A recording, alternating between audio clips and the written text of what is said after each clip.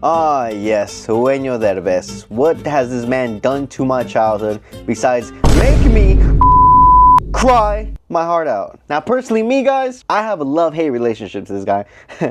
I'm not gonna lie. If y'all grew up watching this guy, y'all probably seen him in La Familia Peluche. Just a little series about him and his family. Just some goofing and gaffing, just laughing it off. Or you guys probably cried watching his movies, because I'm gonna keep it 100. I shed a waterfall. Yeah, I'm more of the second option. And if y'all know what I'm talking about movies like Bajo la Misma Luna and Instructions Not Included. And that's gonna be the topic for today, chat. If you guys haven't seen this movie, I would suggest you guys to go watch that movie and come back, because we gonna break down this whole movie and how that shit made me cry. But yeah, let's get right into it, chat. And this movie came out back in 2013. And I was on IMDb and I say, wait, hold the fuck up. I haven't seen no one make like a review about this movie. Like, I've seen TikToks, but I haven't seen no one really make a review. So I'm like, let a Hispanic boy like myself do it. Why the fuck not? So this is what this video about. Let's do it. So I decided to do a little recap as a grown man adult myself at the young age of 23. No, I'm not unstatus yet. Chill the fuck out. But I actually decided to watch this movie again as an adult. And this shit got deep. Why lie? To start off, chat, I remember when I was 10 and I watched this movie with my parents. Do not watch the first 10 minutes with your parents. Shit's mad uncomfortable. So this movie starts off with Eugenio Derbez, also known as Valentin in this movie, and he got that riz. He got that riz. I'm gonna keep it 100. He's here making out with any kind of girl, Asian, black, Latina, white. He don't discriminate, which I like about him. But then this other character named Julie comes knocking at his door, bringing a whole ass baby. And then guess what she did? She went to go get the milk. It was more like a plain, but yeah, tomato, same shit, right? And Valentin's just here like, what the fuck? And as soon as Valentin finds out, he's on go. He's on go. He's trying to chase Julie. He's trying to make sure he stops her at the airport, like on some 2000s romantic movie. And then, Lord and behold, Valentin actually makes it to the airport, and he's just showing the baby like, take her back, take her back. And you know what she said? Nah, bitch. So what does Valentin think of doing? He said, you know what? Fuck it. I'm gonna go to Los Angeles and try to find her and just give her the baby back. And by the way, shout out my dog Lupe. Bro was MVP in this movie. Not only did he help out Valentin, he helped my other brothers and sisters to get to the other side.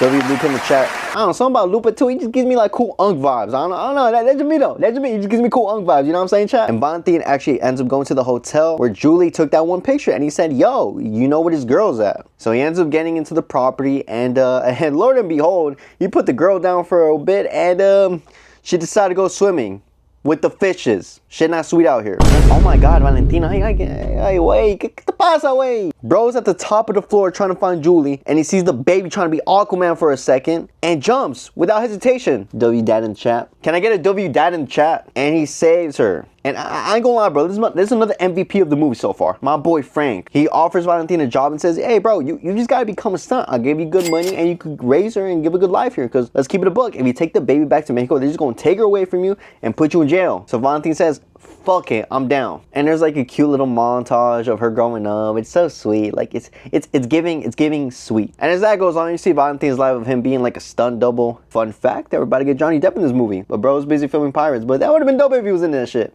Why lie? But yeah, it's just showing his life that he got, you know. She living a good life. I'm gonna keep it 100. Look at these toys. Wish that was me. But then again, I remember when I was watching this as a kid, I didn't really get like the, you know, the adult talk here when he went to the doctors. I was just like, oh, it's just a checkup. It's like at the dentist when they took that wisdom teeth out of me. And I screamed for my fucking life. Sorry, chat, I got a little emotional there. Anyways, and we actually find out that, you know, and when the doctor says, ay, Maggie no tiene mucho tiempo, I'm like, wait, what? Fuck that mean? So watching this as a dog, I'm like, oh, Maggie's like sick or something. Like shit is not sweet out here. In another sense, this movie for making me cry. But throughout the movie, you know, Valentin's just trying to give her a good life, you know, take care of his daughter, give her a good life. And then guess who comes back knocking down the fucking door? And I'm gonna keep it 100, chat. I feel bad for Maggie because, you know, Valentin like hyped up her mom saying like, oh, she went to go meet Batman. She went to go fight off like monsters, save the world on some Indiana Jones shit. W dad, but honestly, fuck Julie. And rightfully so, Valentin's here mad. He's like, why'd you leave us then? What the fuck you do that for? How are you gonna walk away and then come back in our life acting like everything jolly? Like, shit not sweet out here. I'm gonna keep it 100 with you, Julie. So as the story escalates, you know, Maggie gets closer with Julie, and you know, it's a vibe. It's a vibe so far. But then out of nowhere, Julie says,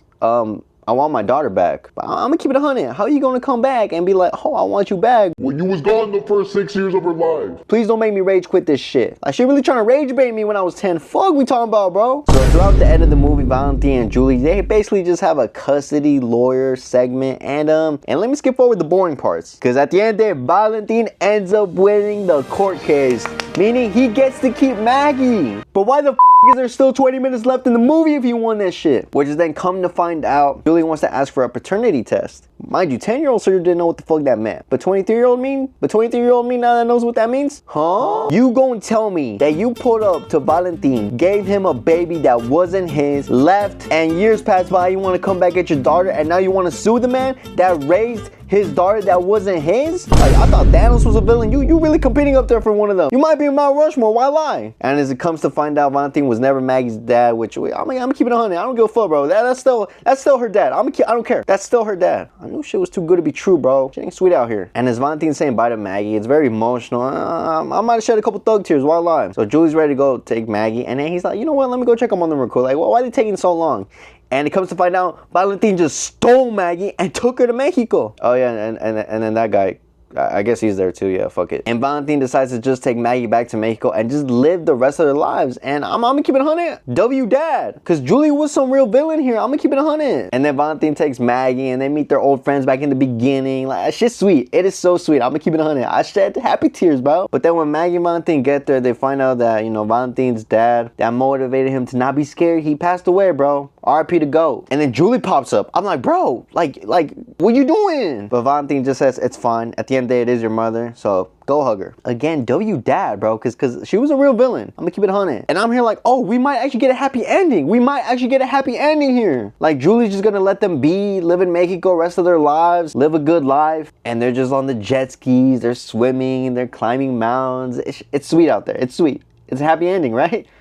Right? Wrong. Maggie ends up dying because she actually ended up having like a health issue. So she dies in Valentine's arms. Like, to think that they almost got away with it. And yeah, I completely forgot back in the beginning of the movie, Maggie had a health issue and she was gonna die. So at the end of the movie, Valentine loses his daughter. Julie doesn't even get to be with her daughter, even though she threw her at a random stranger in the beginning of the movie, which we should talk about. But that's just me rage baiting. And honestly, it's a sad ending. But the way Valentine just said at the end, like, that she's probably up there in the clouds with her grandpa just jumping and just having fun. They were at the end of it, which I guess was a bit happier, but nah, I still cried. I'm gonna keep it 100. But yeah, watching this movie back when I was a kid and then watching it now as a full-grown adult, there's just two different versions. And I want y'all to comment down what y'all thought of this movie. Not only is it one of the most funniest movies I've seen when I was growing up, it is also one of the saddest. Like, let's just keep it 100. Especially growing up as a Hispanic young man. I go lie though, I still love Eugenio Derbez. That might go. That might go. And I feel like it was just such a unique storyline where no one really introduced something like that, where the kid dies at the end. But yeah, man, if y'all ever have time to go watch this movie, I recommend you guys to go watch it. Right now, I'm looking at it. It is free on Pluto or Fandango or any other streaming services that you guys might find it on. I definitely recommend you guys to go watch this movie.